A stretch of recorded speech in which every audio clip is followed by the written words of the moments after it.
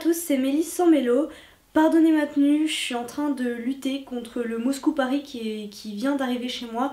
Je souffre du froid terriblement, d'où l'écharpe, plaid, tout ce que vous voulez. Voilà, c'est... Bon, on va faire la vidéo comme ça, ok? Alors, la vidéo d'aujourd'hui, c'est juste pour vous présenter en fait un challenge que je me suis fixé à moi-même. En dehors de celui de participer aux semaines à lire, week-end à 1000 de l'année, je me suis fixé 2 challenges livresques, on va dire. Ça fait partie, enfin j'ai mis ça dans mes résolutions objectifs de l'année 2018.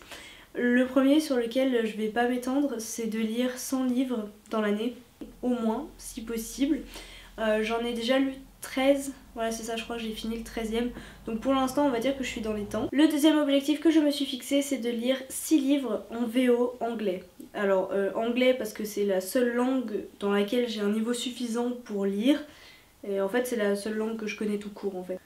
Objectif, challenge, résolution, appelez ça comme vous voulez, le but c'est que je puisse progresser en anglais, que je m'améliore toujours et que je sois de plus en plus à même de comprendre les jeux de mots, les subtilités du langage, les blagues aussi.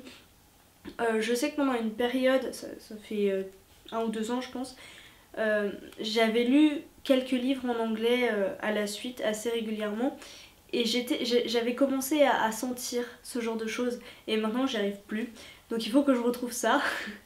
J'ai déjà commencé puisque j'ai lu Forbidden de Tabitha Suzuma en anglais.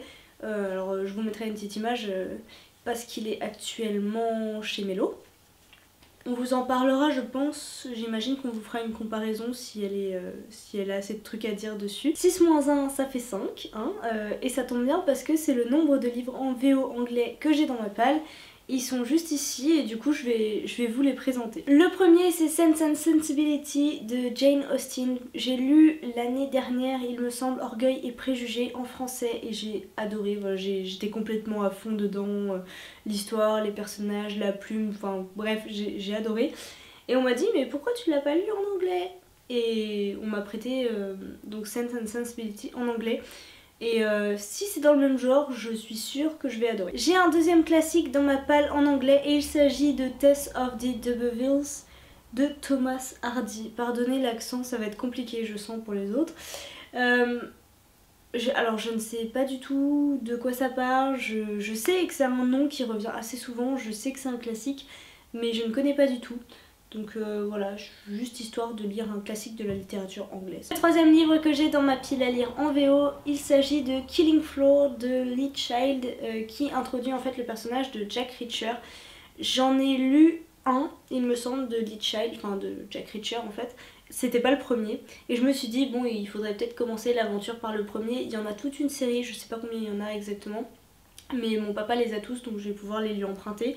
Je m'étais fait la réflexion en lisant celui que j'ai lu que c'est quand même assez complexe. J'avais déjà lu du Michael Connelly et du Harlan Coben en anglais et je m'étais dit que ce serait le même genre, mais en fait ça m'a paru beaucoup plus compliqué parce que dans les scènes d'action et tout il y a énormément de langage technique en fait.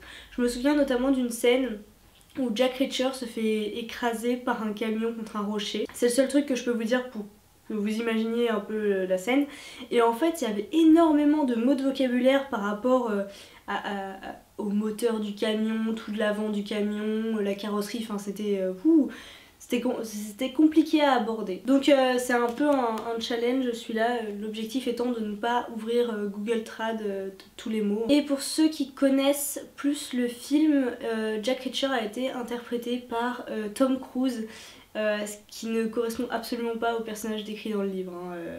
Jack Reacher il est plutôt du genre grand, très grand et armoire à glace. Les 2 autres livres qu'il me reste dans la palle, donc ce sont des young adultes. Il y en a un, je vous en ai déjà parlé parce que j'ai lu le premier tome. Il s'agit de Siege and Storm, le 2e tome de la trilogie Grisha de Leigh Bardugo. La couverture est toujours aussi belle. Bien sûr, si je le termine dans l'année, enfin c'est l'objectif, si je le termine dans l'année qui me plaît de ouf et que je me débrouille pour avoir le 3e fera aussi partie de la pile à lire. Hein. J'adore ces couvertures, elles sont vraiment trop belles, hein. Franchement, ces objets, et puis encore une fois il est en super état et je l'ai eu en hardback, bon, bref, la totale. Le dernier livre que j'ai dans ma palle en anglais, il s'agit de Red Rising.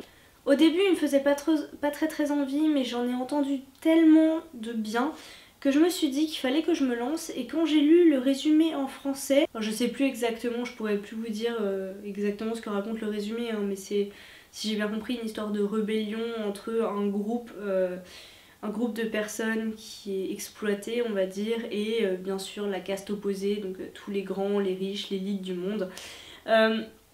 Quand j'ai vu ça, je me suis dit que c'était sûrement abordable en anglais. Alors j'espère ne pas me tromper, mais comme c'est du young adulte, il me semble, je pense que je devrais réussir à m'en sortir. Donc c'est fini pour la pile des 5 livres que j'ai actuellement et que j'aimerais beaucoup lire d'ici la fin de l'année. Mais j'en ai un autre que je vous ai déjà montré dans le book haul, que je n'irai pas en entier cette fois, c'est sûr, mais peut-être des nouvelles par-ci par-là, histoire de me remettre dans ces histoires et que j'adore, avec cette plume que j'adore, de cet auteur que j'adore, avec ce personnage que j'adore, voilà, vous avez compris l'idée.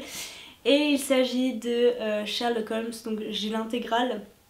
C'est pour ça que je dis que je le lirai pas en entier d'un bout à l'autre, parce qu'il y en a beaucoup quand même, et qui est juste magnifique.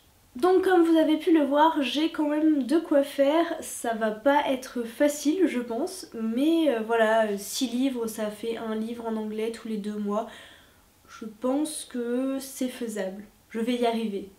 Et j'espère que j'y arriverai mieux que je n'ai réussi le dernier week-end d'Amil aussi. N'hésitez pas à partager avec moi dans les commentaires vos lectures en VO, votre avis sur les lectures en VO. On pourra peut-être vous faire avec Mélo une pause question sur voilà, ce que ça apporte, les difficultés, enfin voilà, si vous avez des questions à ce sujet, n'hésitez pas à les poser dans les commentaires et on vous fera une vidéo toutes les deux sur le sujet. Sur ce, je vous souhaite à toutes et à tous de très bonnes lectures et on se retrouve la semaine prochaine pour une nouvelle vidéo.